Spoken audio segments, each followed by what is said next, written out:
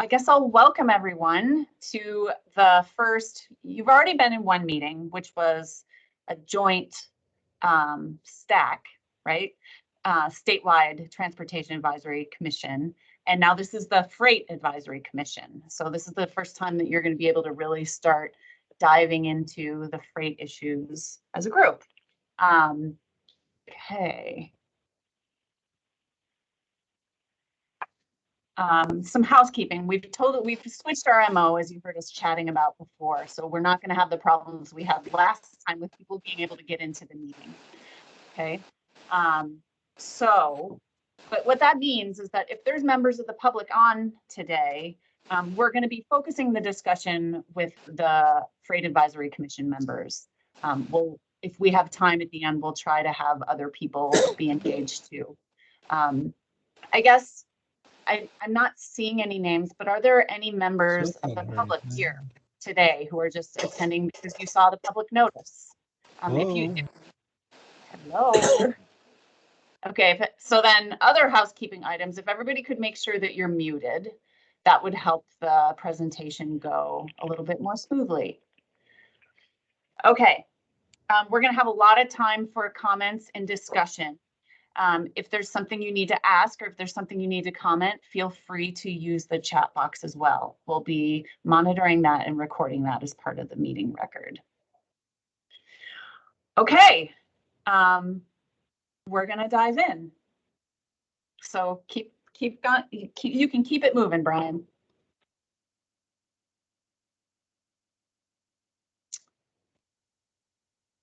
And if you're speaking, Brian, we can't hear you.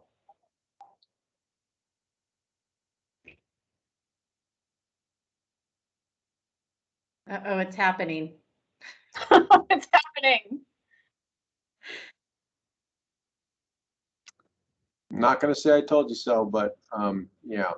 Oh, Craig. Craig. Brian, you're on mute.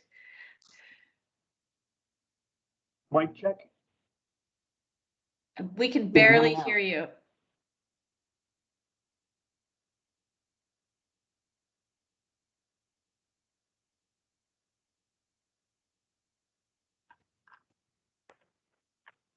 Brian, I see you. Can you hear me now? Yes, but you might, yep.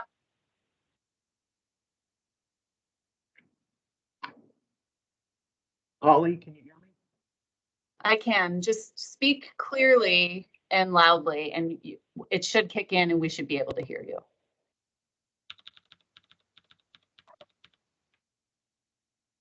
Holly, can you hear me? I can. Can you keep speaking?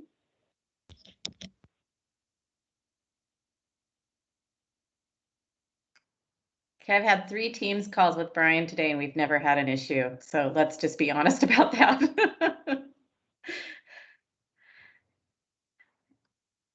Brian, Okay. maybe while you're working Keep on your tech. Okay.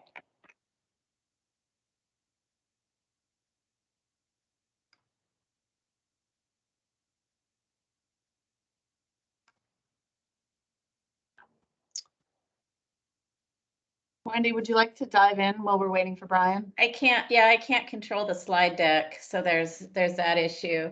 So what we're going to go over today is we're going to review what's been happening since we last met, and I'll just start kind of covering that. So we met with the Aviation Advisory Board and got some really good feedback. We asked them the same question: if this long-range transportation plan could accomplish one thing, what would that be? And we got some really interesting feedback from them. Alaska Airlines said they have to move towards carbon neutral operations. So we should probably start considering that. Support a maintained and reliable ferry system because if the ferry system fails, then it actually impacts air service as well, right? Because people aren't flying in and out. Aviation in rural Alaska should focus on the basics, provide a safe and maintained runway system. And then we all need to be cognizant that the traditional cost-benefit analysis doesn't really work very well in Alaska when you're trying to compare urban and rural needs. And we're a state that depends on subsidies for some pretty realistic reasons. And if we suddenly get rid of all those, rural Alaska will be adversely impacted. And that relates directly back to bypass air and some of the freight subsidies that come through. So I thought those were all really good plans from the Alaska Aviation Advisory Group.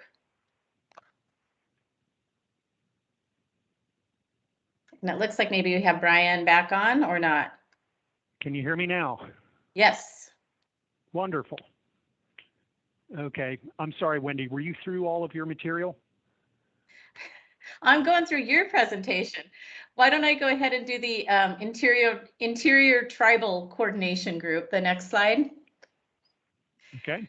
Yeah, so we met with, this is kind of just an ad hoc group of tribal groups from the North region, really. And so it was interesting to hear from them. They said, you know, they have so many needs. The roads are just unsafe. The plan should identify and prioritize funding sources. And obviously coming up with matches for federal funds is a huge issue for them. And so they were looking for support to identify ways they could get better matches.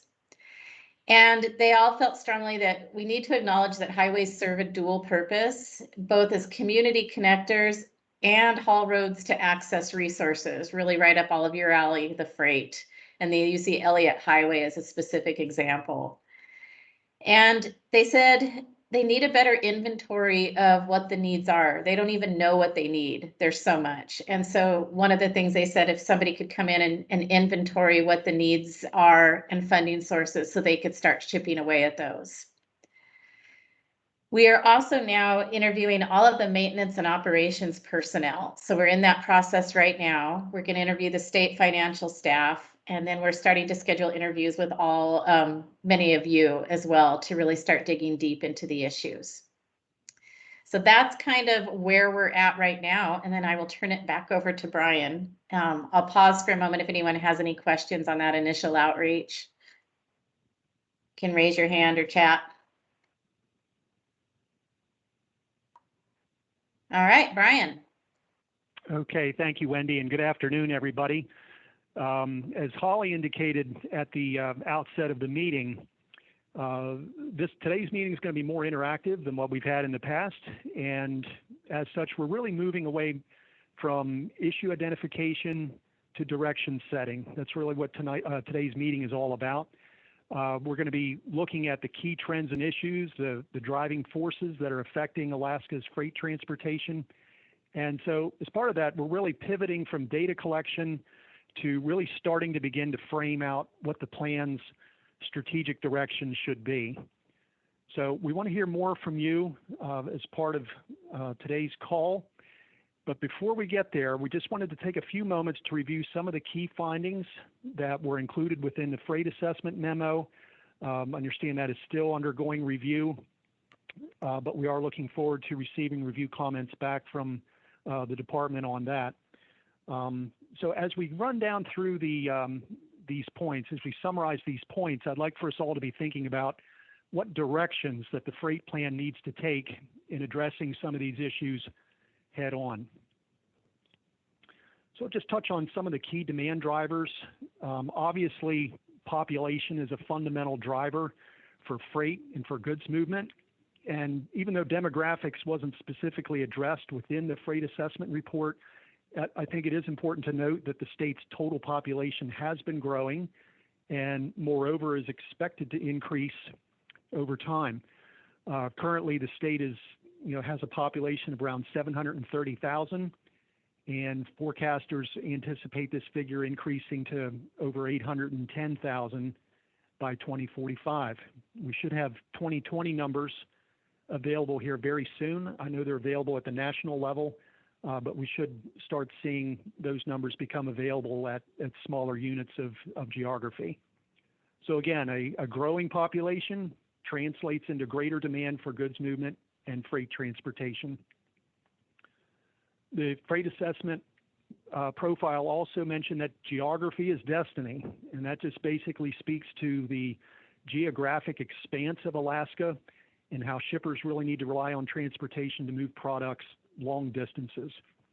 As we all know, Alaska is a state that's rich in natural resources. which really drives a lot of the state's primary industries, including petroleum extraction and commercial fishing and processing. All of these are very freight-intensive sectors of the state's economy. And while Alaska is a net exporter of goods, the state is also dependent on imported goods from other states and countries. And the state's strategic position between the continental U.S. and other Pacific Rim countries really does ensure Alaska's place as a freight hub in the facilitation of global trade.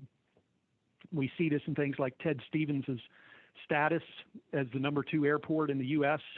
in total landed freight and #5 in the world for cargo throughput. So again, that you see statistics like that, it really underscores the fact that Alaska is an important global freight hub. And then finally, transportation resilience. We want to ensure through the freight plan that the state's freight transportation system can respond to unexpected events. And we had a high-profile example of that here recently with the container ship that got stuck in the Suez Canal for 5 or 6 days. We need to make sure that our freight transportation system is resilient and able to respond to unexpected change, whether it's more natural or man-made causes of change. We need to ensure that the freight system is able to respond to these unexpected events. We're also seeing, through the pandemic, that this has been a once-in-a-generation disruptor that's really fostered innovation in many areas, innovations that ordinarily probably would have taken years of experimentation, but the pandemic has only accelerated some of these changes, whether we're talking about teleworking, people working from home, or the adoption of e-commerce. I think the shifts that we're seeing now with e-commerce and the implications that that's going to have as an ongoing trend, an accelerating trend, we need to consider what those implications are going to be on our first and last mile freight connections. And while resiliency across all nodes is important for the efficient transportation of freight, the roadway network is a critical point of focus, especially in areas where truck volumes are expected to grow. And for Alaska, this is due to a lack of redundancy, as major events like landslides, avalanches, or earthquakes, things of that nature, or other man-made events like bridge strikes, could disable a connecting roadway for a long period of time. So downtime, closures on the system could delay the movement of goods and services to communities or to essential intermodal connections that allow them to reach other destinations not directly served by the roadway network. Some of the critical trends that we highlighted within the freight profile, the freight assessment, includes trends related to our imports and exports. And we see from the data that China remains Alaska's top international export market, with roughly a quarter of all freight, followed by South Korea and Japan.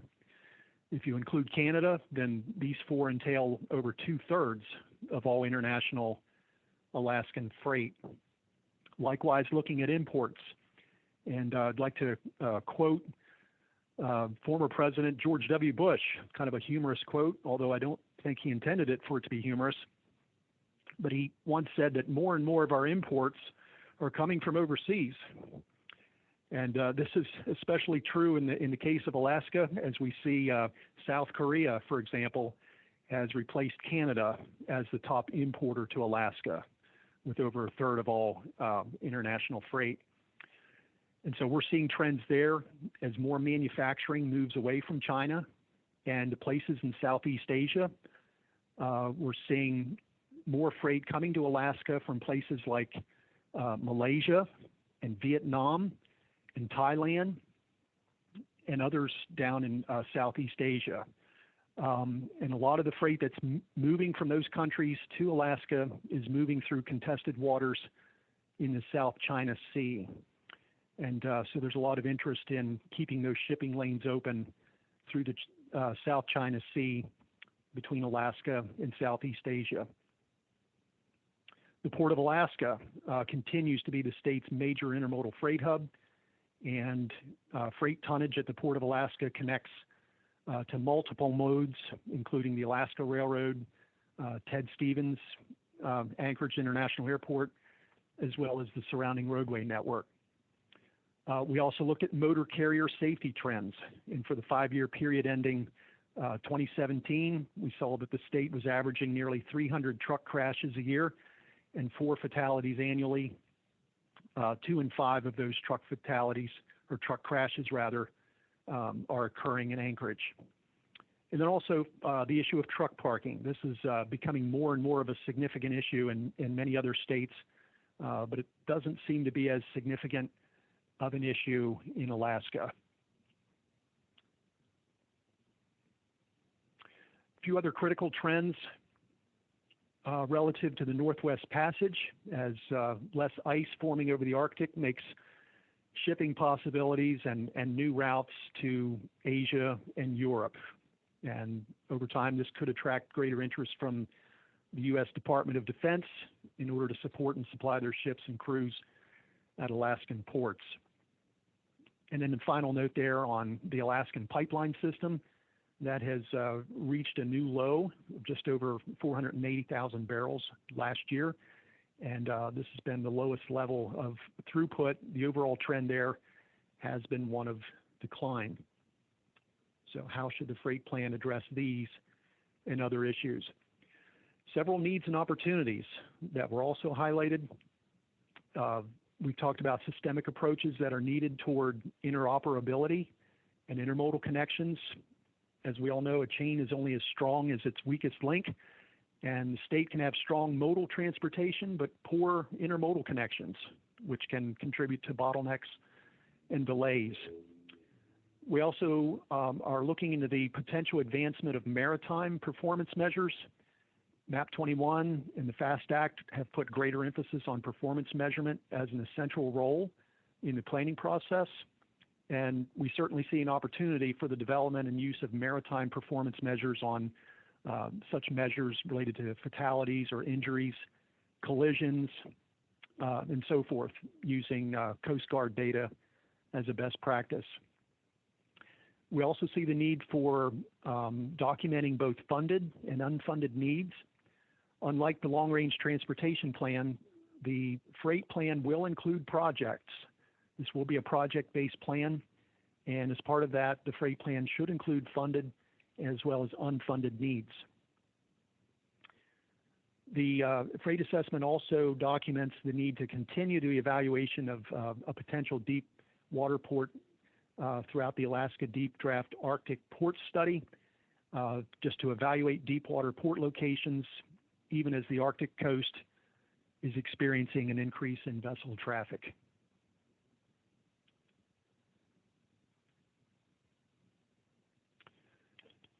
And then finally, I'll wrap up with this slide here before we get into the interactive portion of the meeting. The freight assessment documented maritime technology and the need to identify what is needed to reduce truck wait times, improve terminal efficiencies, as well as mitigate any environmental effects of freight movement. We believe there's a need to understand any unique situations surrounding military related freight. There's several military bases scattered throughout the state, very important to Alaska freight movement. So we need to know and understand if there are any unique freight situations or challenges that the freight plan needs to acknowledge as it relates to military related goods movement. Urban and rural freight corridors. These were certified by the Federal Highway Administration a little over 2 years ago. But I think a question for the freight plan to tackle would be, what do we do with the roadway segments that were designated by the state and perhaps not certified by the Federal Highway Administration? So the work that has gone into identifying these priority first and last mile connections, is there an opportunity there to possibly suballocate funding in support of those roadway segments, or somehow elevate them, give them a higher priority as planning and programming decisions are being made there? And then finally, I'll wrap things up with this final point here about exploring new opportunities for reliable data collection. We all know and appreciate the fact that good data means good decision making, and we've got to have good data in order to make informed decisions. And we're finding that some freight data is not easy to collect. Some things like, for example, truck travel time reliability, other types of data that are crowdsourced or based on vehicle probe data are affected by, the reliability of the probe data, internet connectivity, and things of that nature. So we believe the freight plan needs to explore opportunities for obtaining reliable data to really help inform decision making. And then finally, the last closing slide within this section. Again, Alaska's freight system depends on intermodal connections. And again, we can have a strong modal freight system, but again, if the connections between those systems are weak, then it compromises the efficiency of the entire system. So I think as transportation professionals, the luxury of working in silos is over, and we really need to have a better understanding of the need of safe and efficient movement of freight, that it's able to make those intermodal connections seamlessly, and have a good understanding of what those needs are in order to ensure the seamless transfer of freight from one mode to another. Much of Alaska's freight cannot be made with a single mode, and so it's very important for us to ensure that we have strong intermodal connections to adequately serve all Alaskans.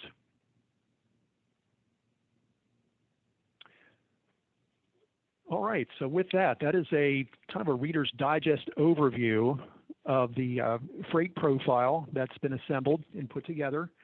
And again, that freight assessment, that profile is really going to serve as a building block for what ultimately will be the final state freight plan.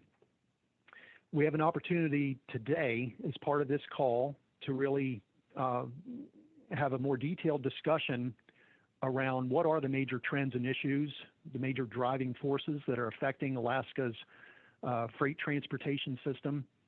And as part of this portion of the meeting, we've identified several key questions that we just wanted to throw up on the screen just for discussion starters. And we'd like to engage you around these 4 questions, beginning with this one. What are the key freight issues or challenges facing Alaska? We want to open up the floor to any comments or thoughts you may have. Maybe you wish to elaborate on some of the freight trends that I expounded on earlier. Maybe there are other issues or new issues that may not have been covered or addressed within the freight assessment or within the freight profile. We would welcome comments there as well. I'm going to be trying to capture, at least at a high level, your responses on the screen here. And we also have an individual on our team who's going to be capturing more detailed comments on the behind the scenes. So didn't want anyone to think that your comments were evaporating into thin air. We are going to be capturing your comments and points of discussion. Will be without attribution, obviously. So we just want to have a meaningful discussion on some of these issues relative to goods movement in Alaska, with the ultimate goal being really to take this input. The consulting team is going to be working with the department in taking today's input and really start framing out what the strategic direction should be, goal statements, and eventual strategies that need to flow out of the freight plan. That's really the end game. That's really what our end goal is that we have in mind for today's meeting. So with that, I'm gonna pause it there and open up the floor. I know others are going to be monitoring the chat box as well.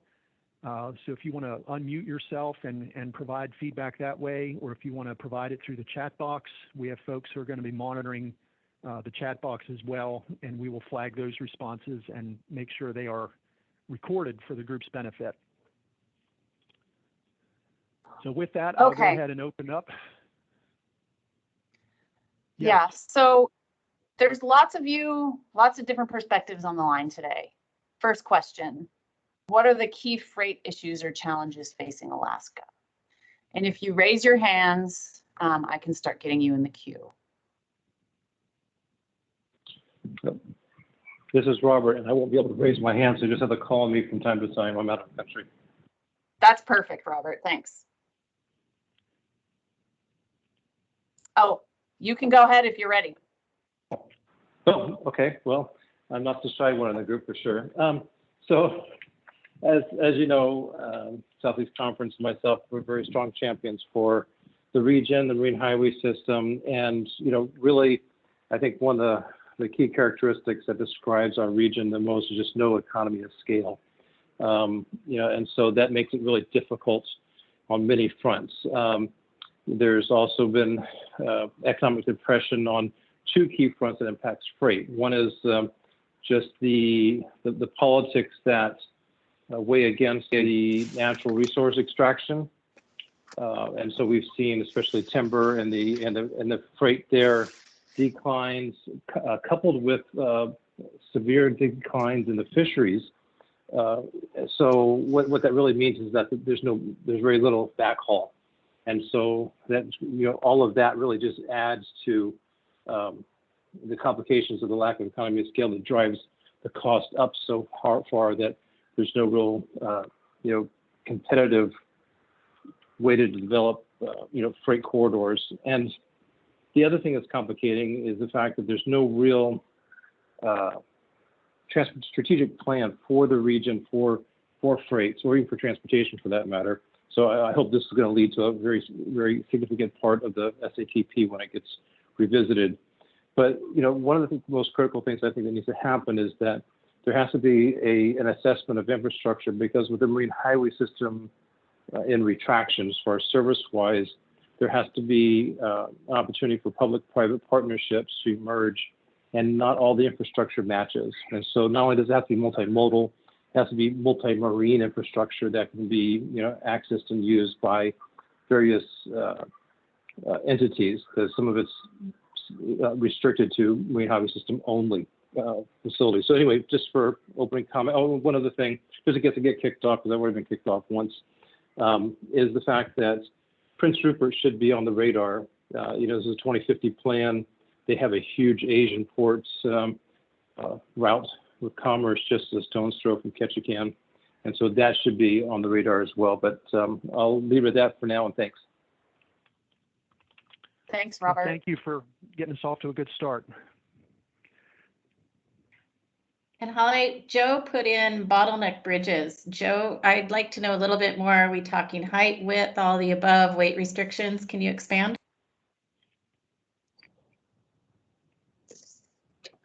Thank you, Holly.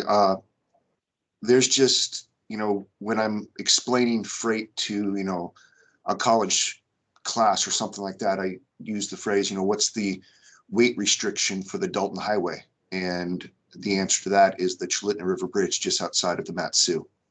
And what is the height restriction of the Dalton Highway? And it's another bridge that's just outside of Eagle River when we're trying to move some of these major modules up to the North Slope. And I just, you touched on it in the intro, is the lack of redundancy on a lot of our roads. I mean, to get down to the Kenai, there's just one way to get down to the Kenai. And if we're trying to get a mod up to the North Slope, there's one bridge stops, half the state from, getting stuff up there. So it's, there's just not a lot of redundancy. So bottleneck bridges was my way of saying just, one bridge goes down and, Fairbanks is cut off from the rest of the state unless you want to go around the whole backside. Thanks. Who else? Anyone else want to weigh in?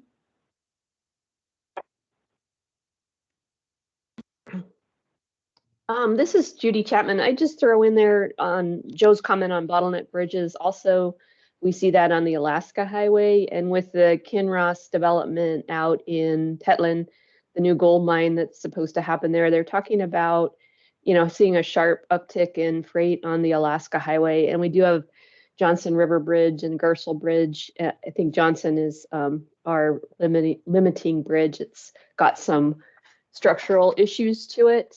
And so it's an issue up there too. Just wanted to point that out. Thanks. Thanks, Judy. Okay, we'll go to Aves next, and then there's a couple of things. Go ahead, Aves. Hi. The other thing that was mentioned in some of the intro stuff was the multiple expectations of our highway system.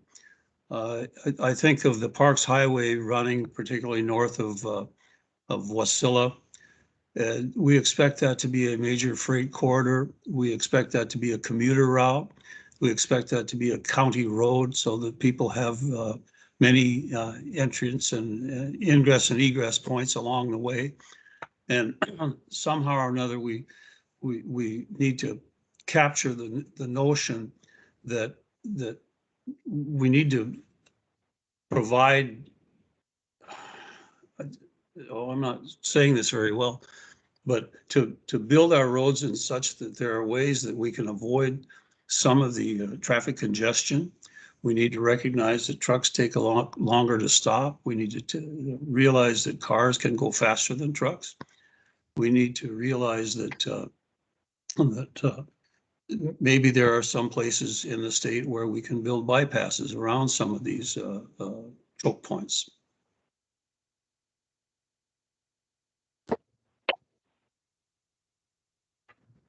Okay, thanks, Aves. So there were a couple other quote bottlenecks that were identified in the chat. One was the closure of a DOT station for maintenance purposes, affecting the freight traffic. The other is single track railroad, so places where there's only one track in the railroad. So more bottlenecks identified as well. So I guess the question is, maybe we step away from bottlenecks a little bit, understanding that that's a major issue. Are there any other issues or challenges you want to dig into? Let's hear from aviation too, please. Yeah.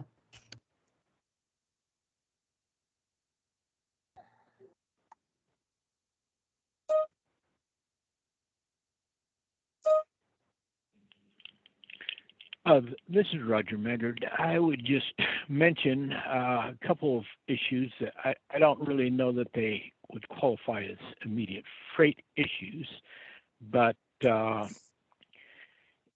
think we at least ought to be cognizant of the changes in technology that particularly related to drones.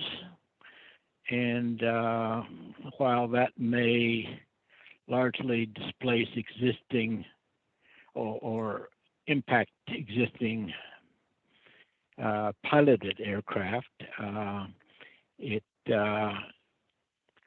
may have some particular challenges that need to be addressed. And number two, there's a possibility of these lighter than air blimps being used to deliver freight in Alaska. This has been an ongoing possibility for many years, and nothing's really come of it to date, but it is certainly a possibility that could impact delivery of freight to rural Alaska if a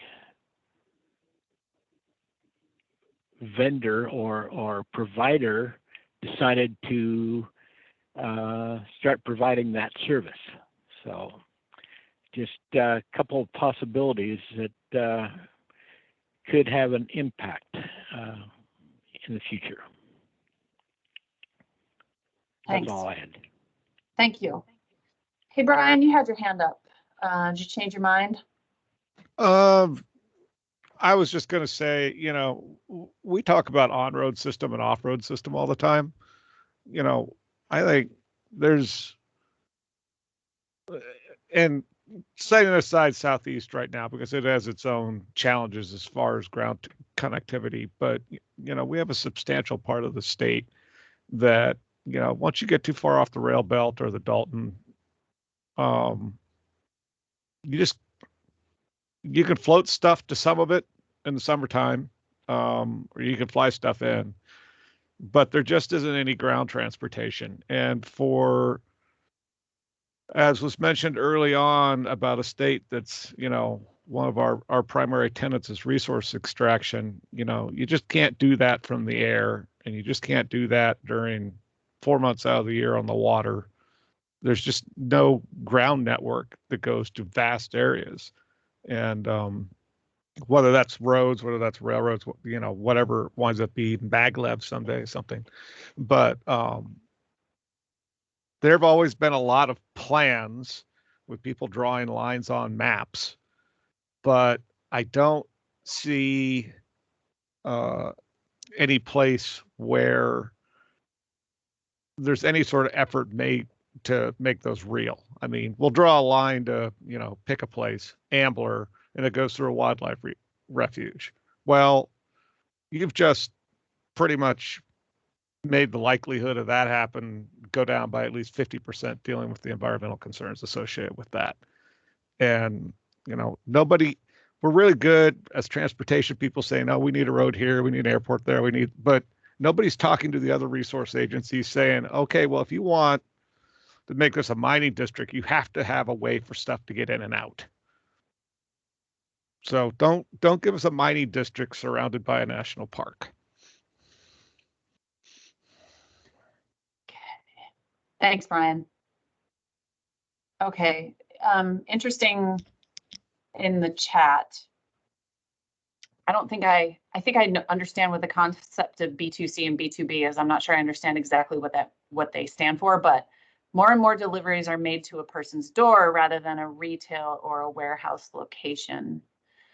This has increased presence of commercial vehicles on residential roads, which as it increases will lead to increased congestion in residential neighborhoods. Interesting point. Thanks for that. With that, we're seeing in cities and communities more issues with curbside management. How do you do your deliveries? Because there's greater number of those smaller deliveries too. Are we ready to move to the next question? I think so. I think we could move on. Okay. What opportunities do you think DOT and freight stakeholders should be addressing or pursuing?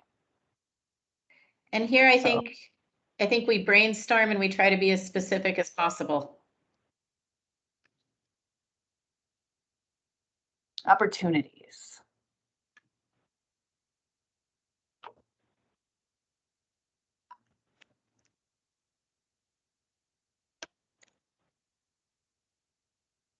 Anyone?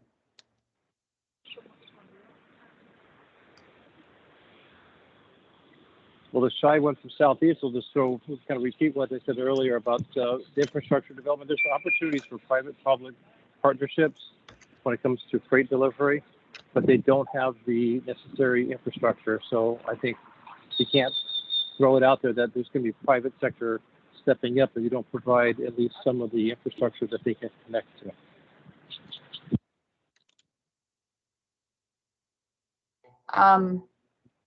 Should we get specific on what that means, or? Well, I mean, we could. I mean, you know, Tennessee Springs has a dock, one dock. It can only fit the marine highway system. They just spent $18 million on it, and they could not find a way to make it any more multi-use as possible road segment to Huna on that particular one. So, I mean, there's alternatives that could be explored for there, as well as other communities that have very specific infrastructure that precludes any private sector use. Thank you. Rich, you're up. So just to clarify, when you're asking, are you talking about specific projects that we fill, or are you just general categories of things that they should be pursuing? I think we take it all. I mean, this is your chance. It's going to help us inform goals and strategies. We'll take whatever you've got. Well, I think almost anybody would agree the bypass through Anchorage between the two highways, Seward and Glen.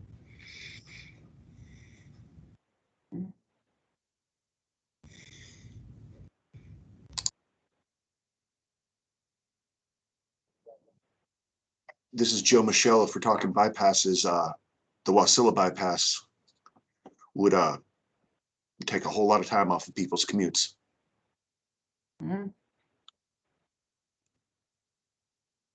So from a truck perspective, where's the biggest delay? Right now, what's holding you up, barring weather, just daily deliveries? Either congestion on the Glen or trying to get through Midtown Anchorage. And for my piece of it. Jackson, what about up north?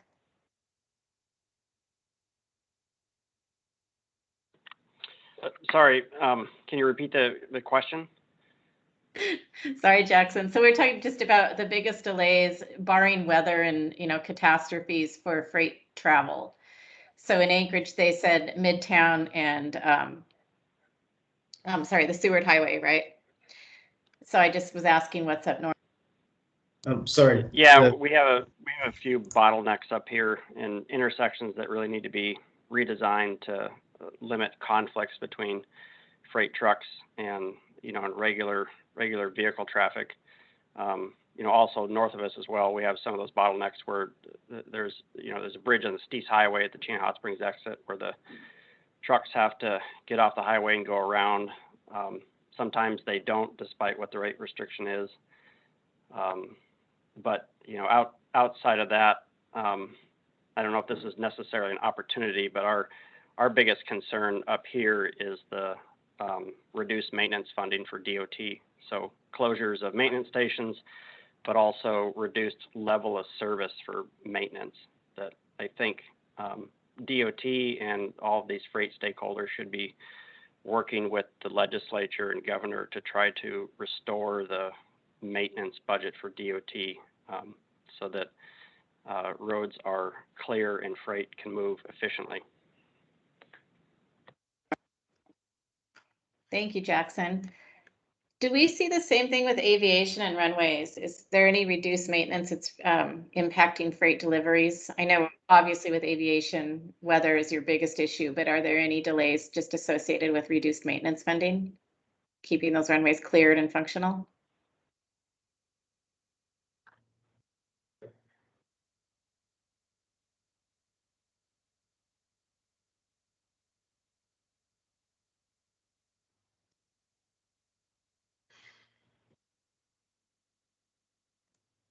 What about delays in South Coast?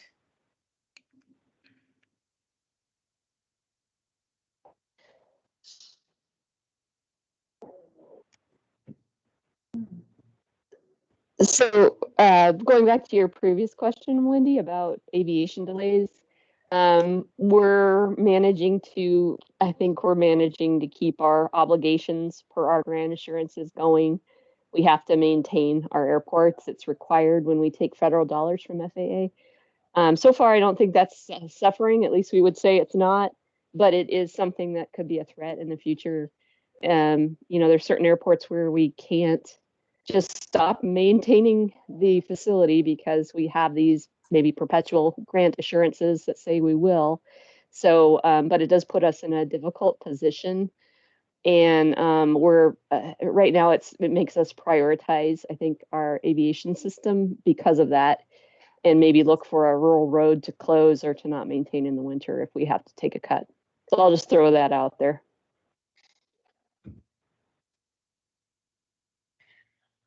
Okay, so Wendy brought up the question about the South Coast, and I don't think we should forget about that. But if we're thinking about what opportunities DOT and freight stakeholders should be addressing or pursuing, so someone, I forget who, I'll find it. Someone, Doug Thompson, he says in the chat, infrastructure to support electric vehicles.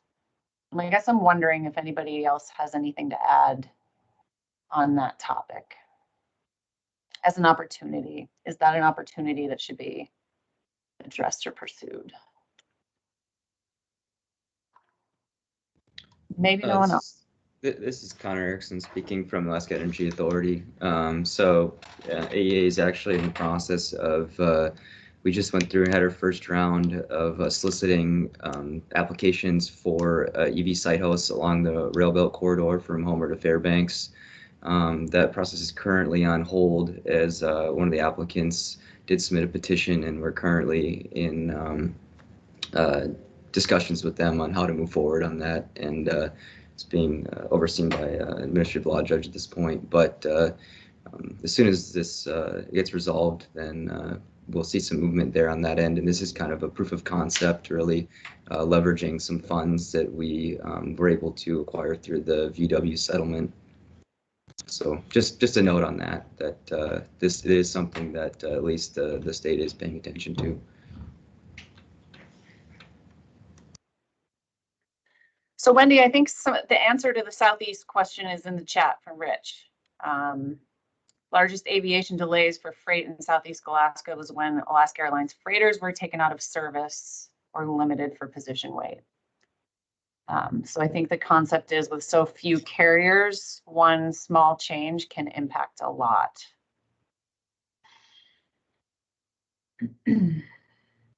Okay. So Aves has his hand up. Aves? Oh, Hi. sorry. Sorry, Aves. Well, hello. If I might, I'd like to circle back, as Jen Psaki would say, to the bypass of Anchorage and Wasilla, the second bullet point under number 2. Number 3 addresses the congestion in Midtown Anchorage, but I'd like to focus on the congestion in Wasilla. Wasilla in the summertime becomes very, very difficult for large and heavy loads to navigate. There are time restrictions that close down the movement of large and heavy loads during the lunch hour. They start late in the morning, and so there becomes a very narrow window for a large oil field module, for example, to get through Wasilla. The timing has to be almost perfect. And so I'd just like to emphasize the real need from a freight standpoint of the bypass of Wasilla, the Parks Highway bypass of Wasilla.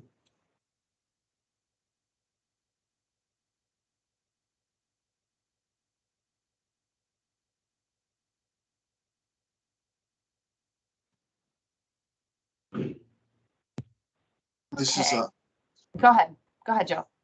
to piggyback on kind of what Aves is saying is when specifically what opportunities, I think an opportunity that DOT could start looking at is, you know, almost saving up for some of these large projects versus some of the day-to-day, you know, straightening of the Richardson or straightening of, you know, highways every year. It's another 20 miles of this. Some of these aiming towards big game-changing transportation projects would be something to, you know, definitely thinking about versus just kind of patchwork versus something that would solve the main problem, like the you know, the bypasses and things of that nature. By no means do I have the solution, but I am game-changing projects. So let's talk a little bit about that, because obviously there's a lot of need and there's not very much money. So we get most of everything is coming from federal dollars right now, and the state doesn't match. Right now with the state budget, there's very little state money. And so you also get a pot of money for construction, and you get a pot of money for maintenance. And you can't really cross those pots over very well. Moving forward, how does DOT meet the public and freight need with a limited budget?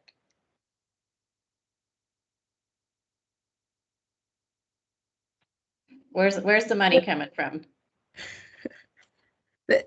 This is Carolyn Morehouse. I just wanted to touch on what Joe Michelle was talking about. We do not get money for maintenance for federal dollars. You know, we do get preservation money. We do get capital, but we are required by the, you know, I'll speak on the federal highway side and not aviation, but the federal highway side, we are required to keep our infrastructure at a certain level of good repair, certain targets. So we are required to, the money we're given do certain things with it, just off the top. So we have got limitations, obviously, of all the rest of the needs we have, and also meeting that kind of state of good repair. So. Okay, so I think let's move back to the question that Wendy threw out there. It's interesting to see if anybody has any ideas, right? Because somebody else said, hey, that's literally the $1 million question. Where does the money come from? So has anybody ever thought to themselves, hey, I know where there's a bunch of money? I'm being funny, but and I think it can go to the next slide too, Brian. It kind of starts to talk about that private-public partnership and exploring that a little bit more. So where does maybe innovative ways to fund things come from? Is it public-private partnerships? Is it a collaboration? Is it some sort of investment strategy? We'll go to Rich first. Go ahead. I think kind of what Joe was saying towards that, though, was the idea that instead of doing 2, 3, 4 small projects, to be focusing on picking one large one, right? So combining funds from smaller projects that don't have as much of an impact and focusing on larger ones that do. The idea that we're not just band-aiding forward to sort of make small improvements, but you hold those off to do that one large one. I'm trying to sort of paraphrasing, I think, Joe.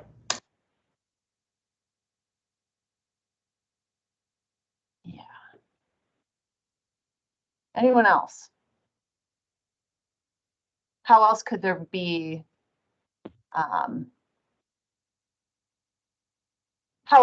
greater public and private sector collaboration?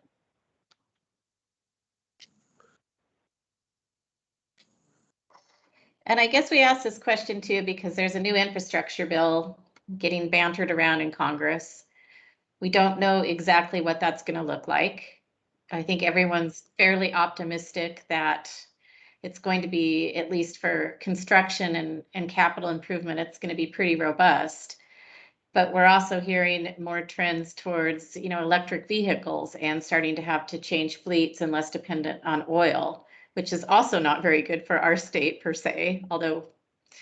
So at some point, we're going to have to look at new ways to fund our projects.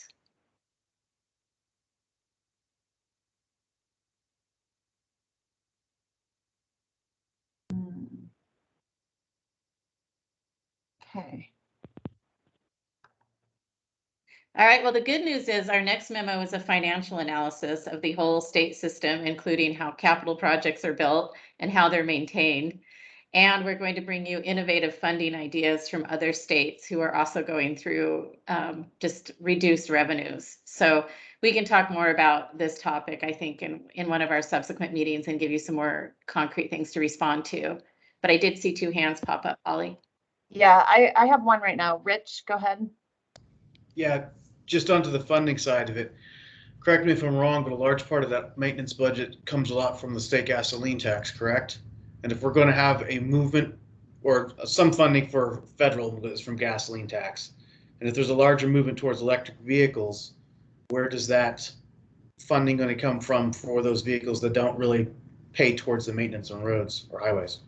Yeah, so there's the gas tax at the national level and the state level. The gas tax at the state level is not dedicated towards transportation funds. So the Alaska Constitution won't allow it to be dedicated. It just goes into the general fund. And it's a really small number, and I don't have it in front of me, but I was surprised how little it contributes. Most of our money is still coming from oil. That is really the bottom line. And like I said, we'll get more into that. But even at the federal level, the gas tax doesn't even come close to paying the fair share. And as people are driving less, especially with COVID, and people are telecommuting more, it's going down even further. So states are starting to go, oh, this is not looking good. But Alaska's unique. There is no way to dedicate funds right now towards transportation. So if we said we're going to start a new tax on our roads, it would go into the general fund. And it could get allocated anywhere. Go ahead, Brian. I was just gonna add on, yeah, the only way that's gonna solve the whole, throw all the money into the state funds is there have to be a constitutional change. I'd also say that I believe our gas tax from a state perspective might be the lowest in the country or pretty close to it. But as we see a move towards electric vehicles, a couple of years ago it was moving towards LNG vehicles, and then you have the people that try to run stuff off French fry oil. The only way that I think that's going to work long term is we're going to have to probably transition to a weight distance tax versus a straight gas tax. And I don't know exactly how that works, but so there's really two pieces to that. And there's a lot of research happening on the national level about user fees and how do you do user fees in a rural situation.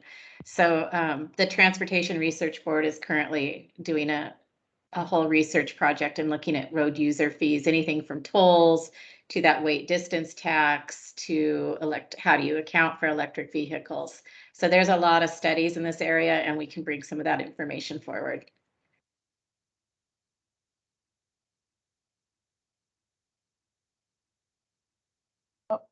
Mike, go ahead. Hey, on the funding, so if we went back 5 years or even 10 years and looked at total transportation budget, however that's defined, for the entire state, how much did we spend, where did we spend it, and what did we spend it on? Do we know that, number one? And then identifying the big projects that Alaska needs, I kind of feel like you got to go back to where is the cargo coming into Alaska? Where's the entry point? And how is it moving? What does that look like? And I'm sure we've got that data. So if you go back and you look at where are we spending the money, how much, and you look at where that cargo is flowing, it should give you a very good indication of where you need to put the money in the future, and maybe even look at the decrease or the growth in the population areas. And we all know that most of the freight's coming through Anchorage, and it's going up through the rail belt via the railroad and the highway. So is that the first place that you would look for that 20 or 30-year plan? Are the demographics and that cargo flow, are they going to change in the next 10 or 15 years? I don't think they will, but I think that's a good place to start. And you can identify along those corridors where capital needs to be applied. And you can start with the Port of Alaska, Port of Anchorage, and there's a lot of work to be done there over the next probably 15, maybe even 20 years. So just some thoughts. Yeah, and we are trying to get as much historic information as we can. And we do have to be cautious when we just look at population, because we do have a lot of rural communities that are also very dependent on getting their freight in different ways. And so we have to make sure where they have literally no redundancy, that we do balance the approach to all of this. It's not an easy problem. Understood. I totally agree with you that we can't just look at it as one corridor. So, but that gives you some place to start. Yeah, and it's easy. We don't have that many roads, right?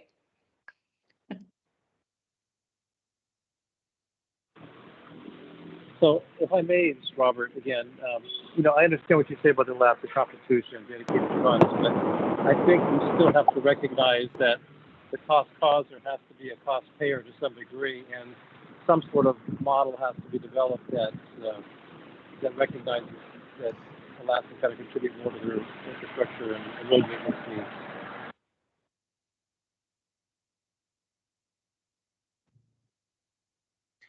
Okay. Did you All get right. that, Wendy? Yeah, and then I think we can go on to the next question and the financial meeting, the meeting we have on the financial report is going to be, that's going to be a hot one. Okay, Brian, let's move to the next question.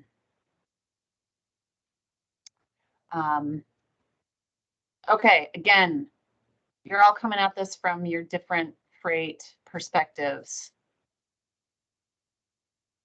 What are the most important trends or forecasts that you think the state of Alaska should be paying attention to in the development of this freight plan?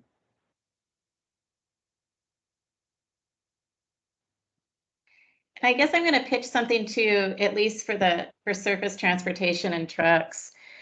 What kind of emerging technology are you using in trucks? Are you starting to use any cameras, truck to truck communication or truck to infrastructure to facilitate the movement of freight at all, or to gather more detailed data?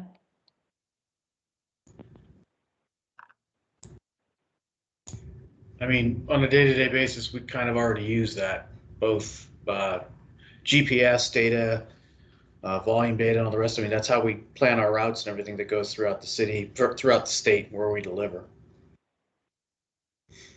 Between both volume trends, GPS, where people are parking, like how much we move, we've been using that for years now. Right. Okay.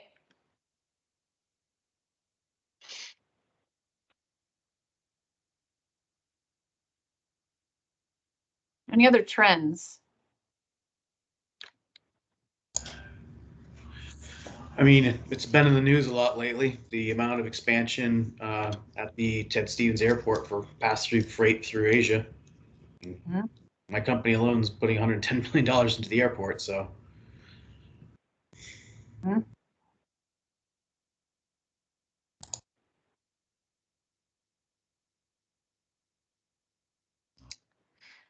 Richard, what are you seeing in terms of residential deliveries into communities, just the number? I mean, what's it look like for your truck deliveries right now, given COVID? And I mean, the main increase that we've seen is that a lot of the large shippers move a lot of stuff try to move it through the post office because of the expense of moving stuff up through here through air. And what we find that we've increased on is anything larger that the post office won't deal with. We're joking about being the United Furniture Movers now because the size of the volume of pieces that we're moving are much larger than they've ever been before. So, I mean, and we've also seen a very large expansion in e-commerce stuff into the bush. So areas of the state that are extended, is what we call them, the places like Nome, Kotzebue, stuff like that, are getting a lot more volume from us than they ever have before. And we use third-party people to move that for the most part, but just like it's exploded.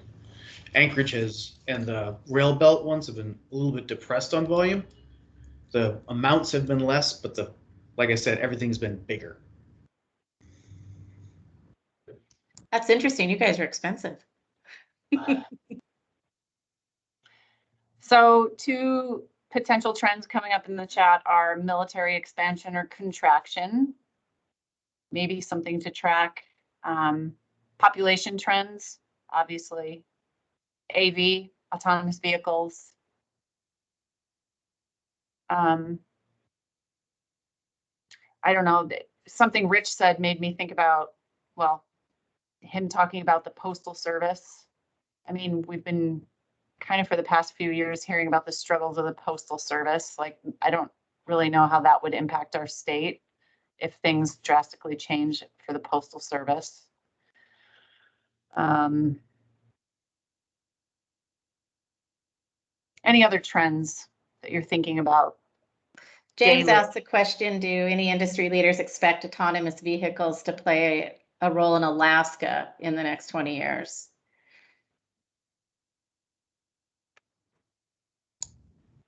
I'd be kind of surprised to see autonomous vehicles certainly not delivering down in your neighborhood. Our company's been experimenting with autonomous tractors, but those are only in dedicated freight lanes that doesn't have like residential, like personal traffic. We don't like, I don't see anything of us putting a tractor trailer without somebody behind the wheel through Wasilla. That's just not a thing that'll happen.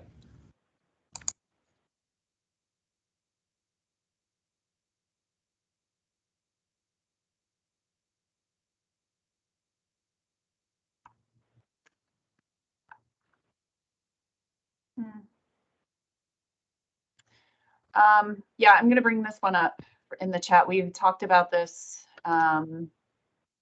maybe in the other memo, Wendy, but Connor brought up climate change and how that could impact many things in our transportation infrastructure. And it's certainly impacting maintenance budget, and in talking to maintenance and operations, just the deferred maintenance keeps growing. They're seeing a lot of subsidence in rural runways, and they're having to stockpile a lot of gravel just to keep them open. So it's going to especially increase those maintenance budgets.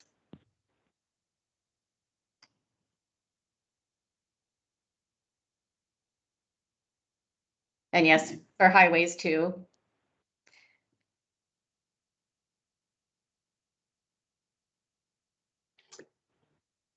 Damage to highways, workforce development. That's another interesting one. Also part of the maintenance and operations. It's getting harder to find qualified staff and to be competitive with even some of the local jurisdictions for equipment operators and just routine maintenance. So staffing is becoming more of an issue.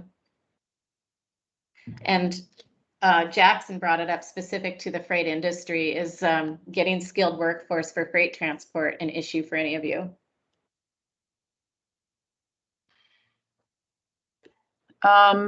Doug talked about mechanics.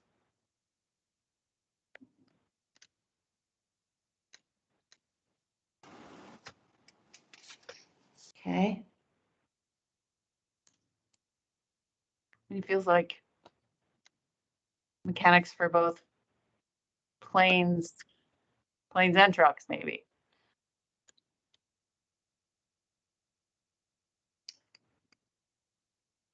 That one spurred a lot. Go ahead, Brian. Our biggest issue recently has been seasonal.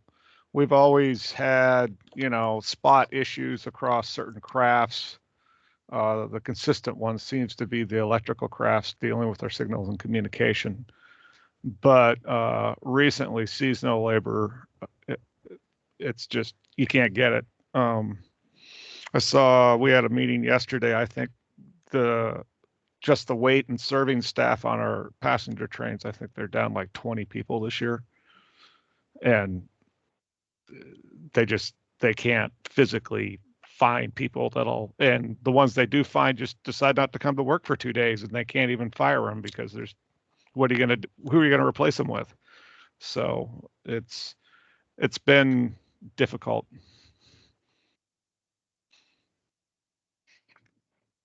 Yeah, that's a problem all over the nation right now. I mean, restaurants are closing left and right because they don't have staff.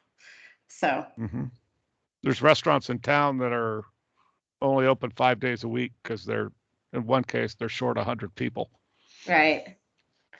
But I'm not sure DOT can do much about that, but it's a good conversation. I don't know. We had a director of passenger service washing dishes and cutting meatloaf yesterday. So send them over. All right. Anything else to close us out? I guess a little bit of feedback too is, I mean, it's important for us to hear from all of you. We want to make sure these meetings are productive, and the information you provide really is going to help us identify goals and kind of a strategic direction. So it may sometimes feel like you're having to say this over and over again, but we need to get it documented. We need to hear from you. These are things that DOT can help take to the legislators and advocate for, because you're the industry experts. So we appreciate your time. The more you participate and share, the better off for the plan. So hopefully you're finding these productive. Each meeting will be a little different. Like I said, the next one will be financial. That'll be a little more sporting, probably very eye-opening for all of us. I know we're learning a lot. So If you have any feedback on how we can make these meetings more meaningful, please let us know.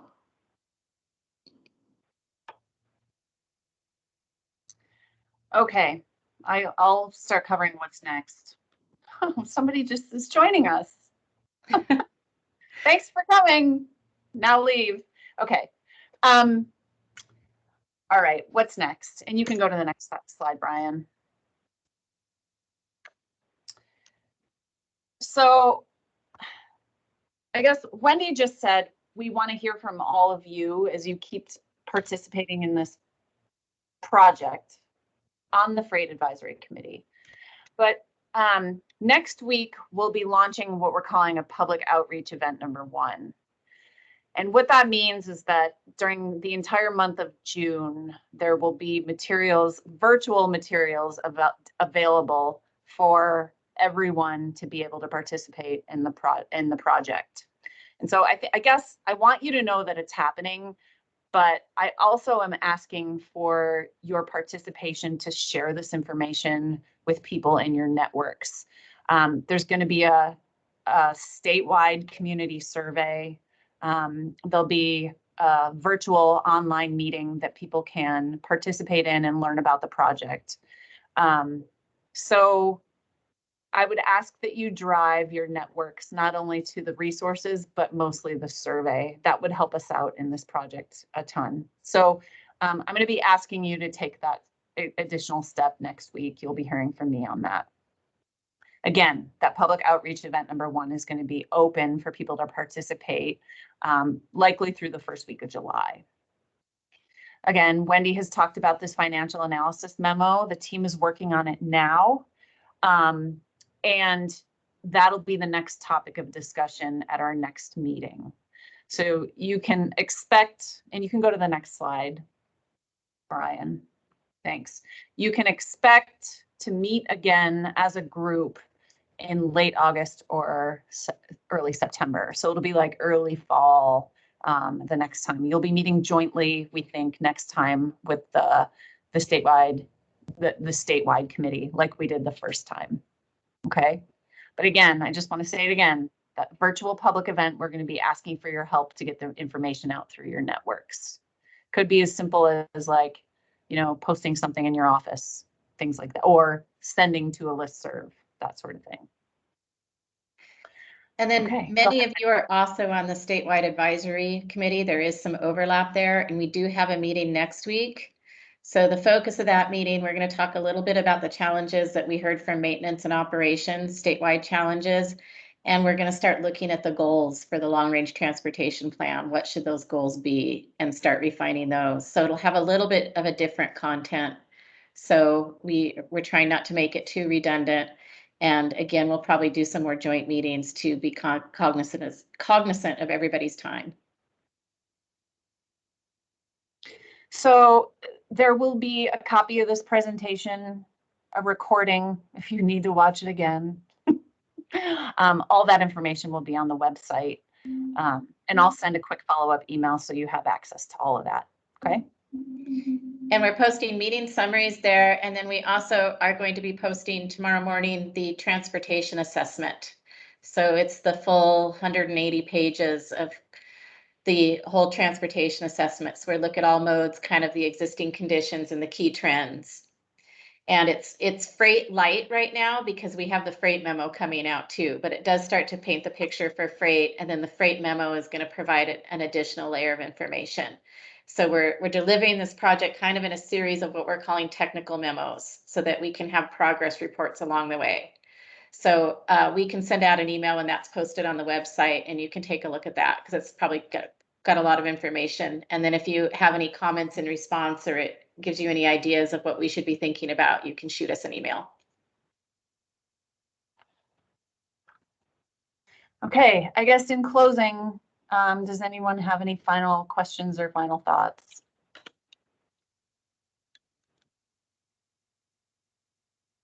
Okay. We appreciate your time, tons. Thanks. Yeah, great input. Thank you, everyone. Mm-hmm. Thanks for hanging in there with us. Enjoy your evenings. Bye. Thanks, everyone.